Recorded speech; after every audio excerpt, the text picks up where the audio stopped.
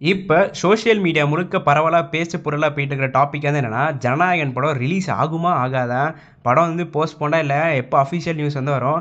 Sensor ஒர்க்ல என்ன பிரச்சனை? கோர்ட் வரைக்கும் ஏன் போயிருக்காங்க? அப்படின்னு நெறைய கேள்விகள் ரசிகர்களுக்கு இருக்குன்னு தான் சொல்லியாகணும். ஸோ இன்னைக்கு ஹைகோர்ட்ல என்ன நடந்துச்சு? அது மட்டும் இல்லாம நாளைக்கு தீர்ப்பு வருமா? வராதா? போஸ்ட்போன் படம் ஆகுமா? ஆகாதா? அப்படிங்கிற எல்லாத்தையும் பத்தி தான் இந்த வீடியோல வந்து நம்ம டிஸ்கஸ் பண்ண போறோம்.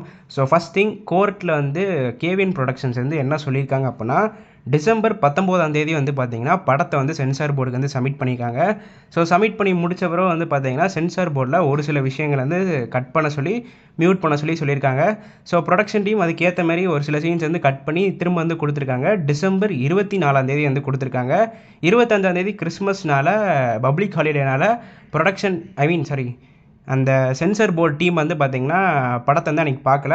அடுத்து 26ஆம் தேதி வந்து சப்மிட் பண்ணியிருக்காங்க. ஸோ 26ஆம் தேதி அந்த ரிவைஸ்டு காப்பிய வந்து சப்மிட் பண்ணியிருக்காங்க.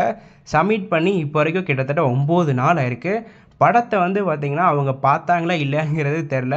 ஸோ பார்த்தாங்களா இல்லையாங்கிறது தெரிலனாலுமே, படத்த சப்மிட் பண்ணி 9 நாள் ஆயிடுச்சு.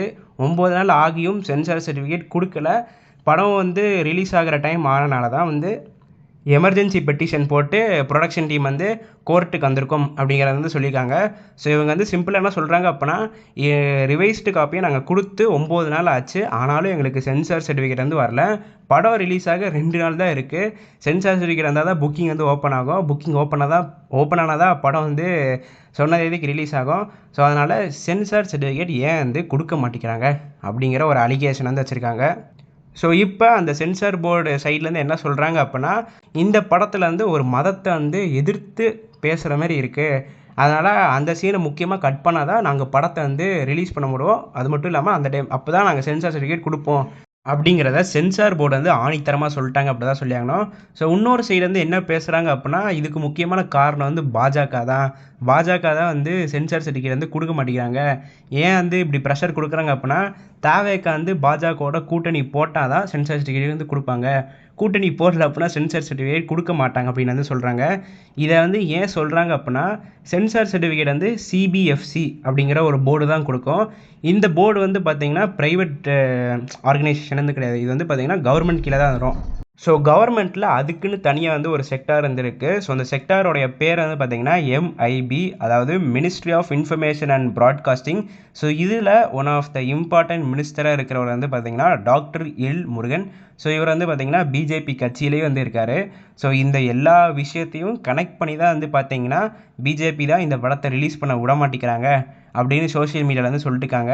ஸோ என்னதான் ஒரு சைடு இது உண்மையான நியூஸாக இல்லை பொய்யான நியூஸாக நமக்கு தெரியாமல் இருந்தாலும் கூட, ரிவைஸ்டு காப்பியை கொடுத்து 9 நாள் ஆகியும் சென்சார் சர்டிஃபிகேட் கொடுக்கலங்கிற மொத்தத்தில் இதுக்குள்ளே ஏதோ ஒரு அரசியல் இருக்குன்னு தான் தோணுது. ஸோ ஏன்னா ஜென்ரலாக விஜய் அவர்களுடைய படத்துக்கு பாலிடிக்ஸ் ரீதியாக அந்த ரிலீஸ் டைம் அப்போ நிறையா ப்ரெஷர் வர தான் செய்யும். நமக்கு எல்லாருக்கும் தெரிஞ்ச விஷயம் தான். ஸோ மெர்சல்லாம் பார்த்தீங்கன்னா ரிலீஸ்க்கு முந்தின நாள் தான் வந்து உங்களுக்கு சென்சார் சர்டிஃபிகேட்டே கொடுத்தாங்க. ஸோ அந்தளவு பாலிடிக்ஸ் ரீதியாக ப்ரெஷர் அப்படிங்கிறது வரும். ஸோ ஜனநாயகனுக்கு வந்து பாலிடிக்ஸ் ரீதியாக ப்ரெஷர் வரல அப்படின்னா தான் நம்ம வந்து ஆச்சரியப்படணும். ஸோ இந்த படத்துக்கு பிரச்சனை வரதுங்கிறது நம்ம எல்லாருக்கும் தெரிஞ்ச விஷயம் தான். பட் இப்போ என்ன பிரச்சனை அப்படின்னா, இந்த படம் போஸ்ட்போண்ட் ஆகிறதுக்கான சான்சஸ் வந்து இருக்குது. ஸோ ஏன் சொல்கிறேன் அப்படின்னா, இதுக்கு முன்னாடி வந்த விஜய் அவர்களுடைய எல்லா படத்துலேயும் வந்து அவர் ஒரு ஜென்ரலான பாலிடிக்ஸ் தான் வந்து பேசியிருப்பார். ஸோ அதனால் அந்த படங்கள்லாம் நீங்கள் வந்து போஸ்ட்போன் வரைக்கும்லாம் கொண்டு போக முடியாது. கடைசி வரைக்கும் நீங்கள் ப்ரெஷர் கொடுத்து சென்சார் சர்டிஃபிகேட் கொடுக்குற மாதிரியே தான் இருக்கும். பட் இந்த படத்தில் வந்து என்ன பிரச்சனை அப்படின்னா, ஓவர்சீஸ் எல்லா இடத்துலையும் வந்து சென்சார் சர்டிஃபிகேட்லாம் கொடுத்துட்டாங்க. இப்போ சிங்கப்பூர், மலேசியாலலாம் வந்து சென்சார் சர்டிஃபிகேட்லாம் கொடுத்துட்டாங்க. அந்த சென்சார் சர்டிஃபிகேட்டும் சோஷியல் மீடியாலலாம் வந்துருச்சு. ஸோ இப்போ என்னன்னா போஸ்ட்போன் ஆகிறதுக்கு எல்லா சான்சஸும் இருக்குது. ஏன்னா ஓவர்சீஸில் எல்லா இடத்துலையும் சென்சார் சர்டிஃபிகேட்லாம் கொடுத்துட்டாங்க. அப்படி பார்க்கையில உங்களுக்கு இந்தியாவில் மட்டும் படத்தை போஸ்ட்போன் பண்ணிட்டு ஓவர்சீஸ் எல்லாத்துலேயும் படத்தை வந்து உங்களுக்கு சொன்ன தேதிக்கு வந்து ரிலீஸ் பண்ணிடுவாங்க. தலைவா படத்துக்கும் இதே மாதிரி தான் பண்ணாங்க. தமிழ்நாடு தவிர மித்த எல்லா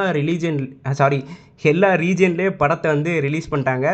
ஸோ படம் போஸ்ட்போன் ஆகுமா ஆகாதாங்கிறது நாளைக்கு கோர்ட்டு சொல்ல போகிற தீர்ப்பை பொறுத்து தான் இருக்குது. ஸோ இதெல்லாம் பார்க்கும்போது தான் எனக்கு என்ன தோணுது அப்படின்னா, கத்தி படத்தில் வந்து கிளைமேக்ஸ் சீனில் வந்து தன்னுத்து கிராமம் வந்து கேஸில் ஜெயிக்குமா ஜெயிக்காதா அப்படிங்கிற ஒரு ப்ரெஷரில் வந்து ஆடியன்ஸ் வந்து ஃபஸ்ட் டைம் பார்க்கும்போது தான் பார்ப்பாங்க. இப்போ அதே மாதிரி தான் ரசிகர்கள் எல்லோரும் நாளைக்கு சென்சார் சர்டிஃபிகேட் வருமா இல்லையா அப்படிங்கிற வெயிட்டிங்லேயே தான் இருப்பாங்க சொல்லியாகணும். ஸோ என்னுடைய ஃபைனல் ஒப்பீனியனாக இந்த இதில் யார் ஜெயிப்பா அப்படின்னா, the true leader rice only for the people not for the power. அந்த ட்ரூ லீடர் யாருங்கிறது உங்கள் எல்லாருக்குமே தெரியும். அவர் தான் ஜெயிப்பாருன்னு நான் நினைக்கிறேன். உங்களுடைய கருத்துக்கள் என்ன அப்படிங்கிறத மறக்காமல் கீழே இருக்கிற கமெண்ட் பாக்ஸில் பதிவு பண்ணி போங்க. இந்த வீடியோவில் தான் இந்த வீடியோ நான் இதோட முடிச்சுக்கிறேன். அடுத்த வீடியோவில் சந்திக்கும் வரை நான் உங்கள் NK. நன்றி, வணக்கம்.